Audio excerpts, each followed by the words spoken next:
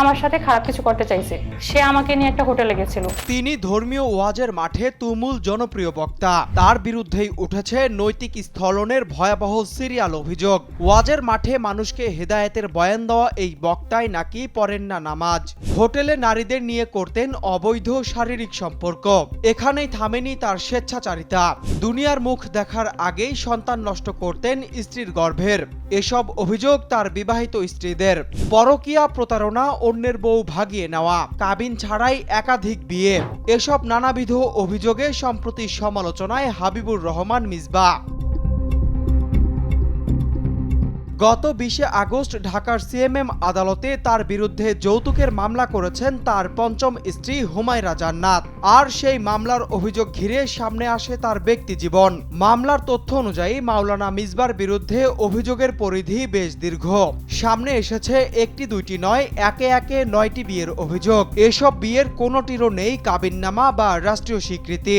সে আমাকে নিয়ে একটা হোটেলে গেছিল। বাদী পক্ষের ভাষ্য, হুমায়রা জান্নাতের সঙ্গে বিয়ের সময় মিসবাহ তার আগের 4টি বিয়ের তথ্য গোপন করেছিলেন। পরে হুমায়রা জানতে পারেন তাকে ছাড়াও মিসবাহ মোট 9টি বিয়ে করেছেন। বাদী পক্ষের আইনজীবী জানান, মিসবার ওয়াজ শুনে সামাজিক যোগাযোগ মাধ্যমে মিসবাহ এবং হুমায়রার সখ্যতা তৈরি হয়। পরে সেই যোগাযোগের সূত্র ধরে ঘনিষ্ঠ হয় সম্পর্ক।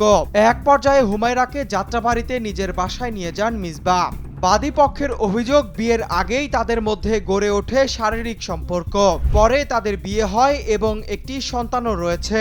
আমার সাথে খারাপ কিছু করতে চাইছে। সে আমাকে নিয়ে একটা হোটেলে গেছিল।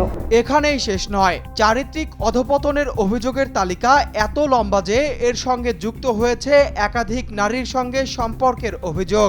বাদী পক্ষের দাবি, কোনো কাবিননামা না থাকার মূল উদ্দেশ্য ছিল যাতে পরবর্তীতে ভুক্তভোগী নারীরা কোনো আইনি অধিকার বা দেনমোহর দাবি করতে না পারেন।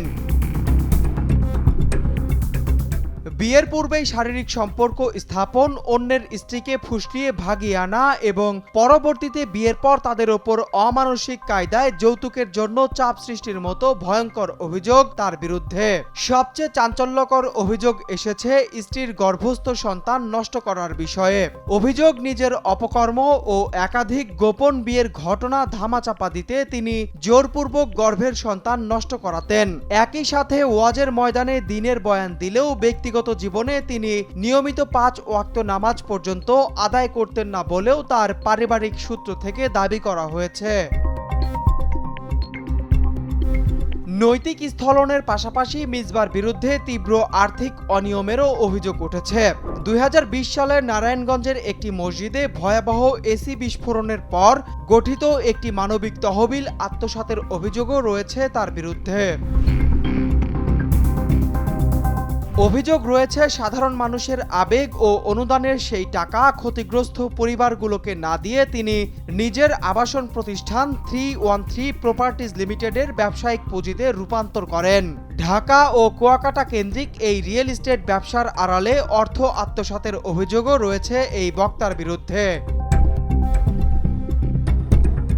কিন্তু ফেসবুক পোস্টে মিসবাহ দাবি করেন তিনি নিজেই একটি ব্ল্যাকমেইল চক্রের টার্গেট। তার অভিযোগ, দ্বিতীয় স্ত্রী নাইমা তার হোয়াটসঅ্যাপ অ্যাক্সেস নিয়ে ব্যক্তিগত কথোপকথন নজরদারি করেছেন। এমনকি বেডরুমে গোপন ক্যামেরা বসিয়ে ধারণ করেছেন ব্যক্তিগত মুহূর্ত। সেই ভিডিও প্রকাশের ভয় দেখিয়ে দাবি করা হয়েছে 10 লাখ টাকা। মিসবার সন্দেহ, এর নেপথ্যে রয়েছেন এক নারী অনলাইন ব্যবসায়ী ও একটি সংঘবদ্ধ চক্র।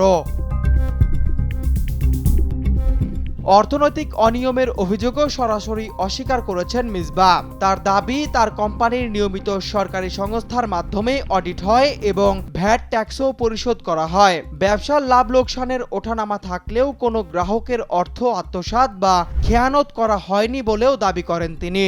কেউ যদি বিনিয়োগের অর্থ আত্মসাতের সুনির্দিষ্ট প্রমাণ দিতে পারেন তবে তাকে 10 লক্ষ টাকা পুরস্কারের ঘোষণাও দিয়েছেন এই বক্তা। আমাদের কোম্পানিতে কোনো অনিয়ম বা বিনিয়োগকারীর টাকা তছরুপ হয়েছে তাহলে সরকারি বা বেসরকারিভাবে যথাযথ তদন্ত করতে পারেন। আমি তদন্তকে স্বাগত জানাই। একদিকে রয়েছে বাদীপক্ষের গুরুতর অভিযোগ, অন্যদিকে মিসবার পাল্টা দাবি ও অভিযোগ অস্বীকার। ইতিমধ্যে অভিযোগ আমলে নিয়ে সমন জারি করেছেন আদালত, যার ফলে পুরো বিষয়টি এখন আইনি প্রক্রিয়ার অধীন। তদন্তের মাধ্যমেই উন্মোচিত হবে এই মামলা ও পাল্টা দাবির প্রকৃত সত্য।